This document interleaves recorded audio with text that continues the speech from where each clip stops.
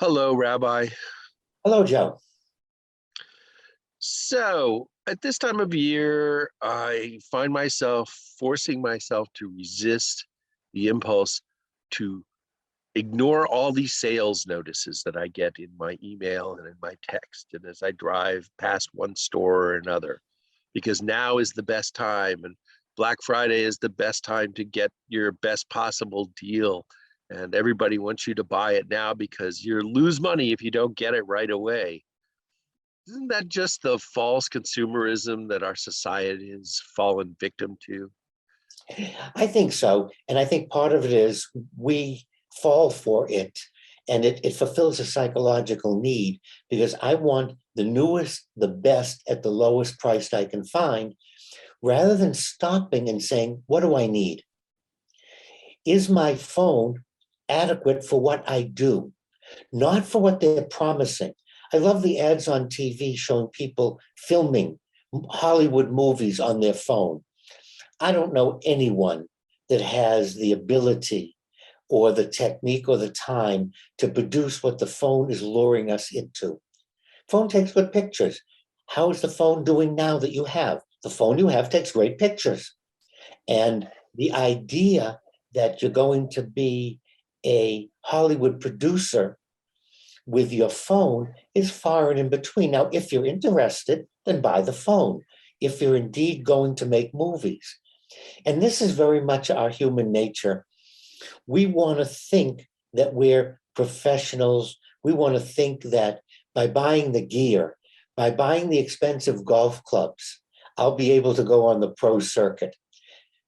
It's not the golf clubs that make the golfer, it's the golfer. And it's the same with cars. So there is an illusion that advertising plays into, and we have to just draw the line and say, what do I really need?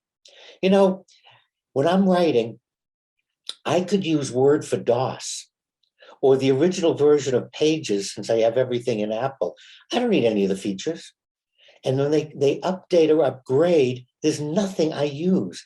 They change the ribbon. They make it harder for me to find places to change the font. I use 3 or 4 fonts. I'm not writing ransom notes.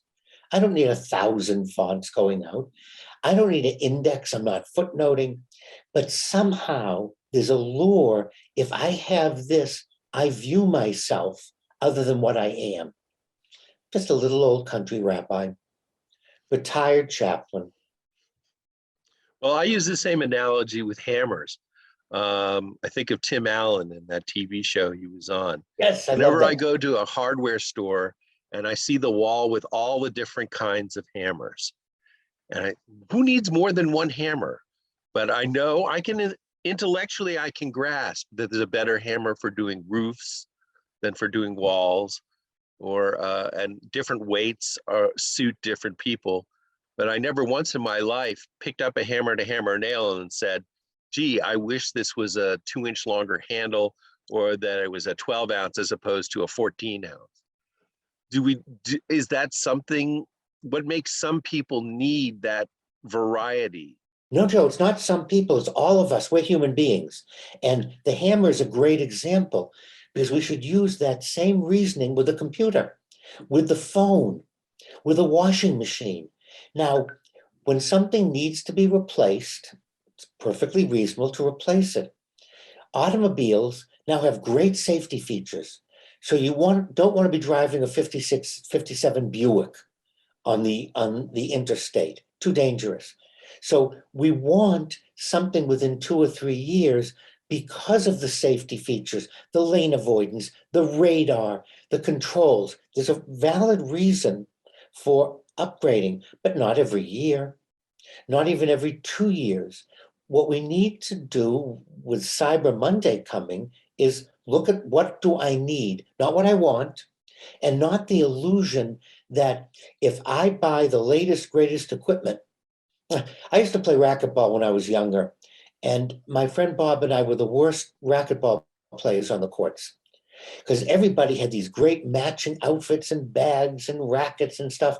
Bob and I wore shorts and a t-shirt, and we bought a racket. We played great racquetball. We had a good time, but we looked terrible. And we always looked around and what? I go on the golf course. There's $1,000 driver. The person using it is no better than I am. He hacks it down the fairway. But it creates an illusion that I'm a PGA quality golfer. And we have to resist that. We just have to say to ourselves, what do I need? What fills my needs? I'm using a 2017 iMac. Perfect for what I need.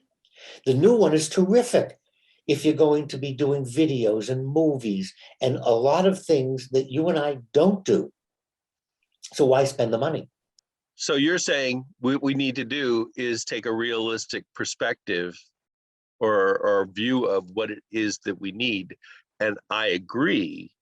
I think anybody, going back to my analogy, could say, look at a wall of hammers and say, well, I like this one because it's a nice color, or this one is a lot cheaper.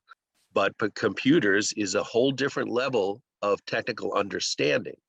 And I think everyone can identify with the phenomena of taking your car into the shop and having to trust the repairman that all those things that he's telling you need to be done have to be done, without that little light in the back of your head or voice whispering, no, he's just trying to get a few extra bucks out of you. Well, we do want to be careful about some things, but there's CompUSA, there's computer stores, there's the Apple store. You have friends, talk to people, and the idea is the computer is a tool. And unfortunately, there's become a prestige item, just like the iPhone. People have to get the newest. Why? I replaced my iPhones when they either stopped working, battery wouldn't hold a charge. I'm talking on my phone. It's for talking to people. However, we have this illusion, and we do it to ourselves, that, oh, I have this, and then we have bragging rights. And then we brag about, it's a phone, it's a computer. Is it fast enough? Well, computers do get faster. So there's a point where you have to say, the machine is slower than it has to be. So get another machine. And it's the same with the software. All kinds of promises. Oh, this will do better with your mail. Or this will do better with that. This will do better with this. No, it won't. Just different. I read my mail. None of these things do.